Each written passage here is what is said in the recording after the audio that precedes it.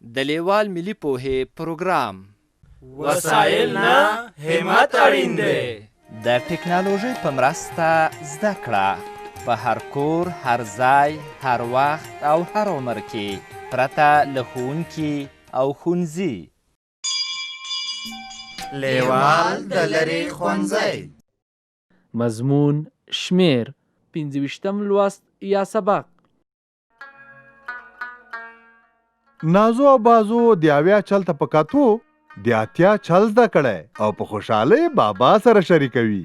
ستړي مشئ بچو، څنګه په منډه راغلی؟ بابا جانا، ما او بازو د اتیا چل خپل ځاني زده کړی.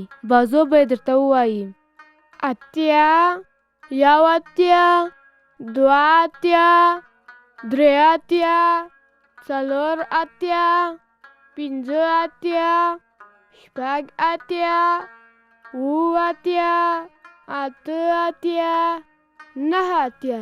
شاباس، 9 اتیا پسې 90 راځي.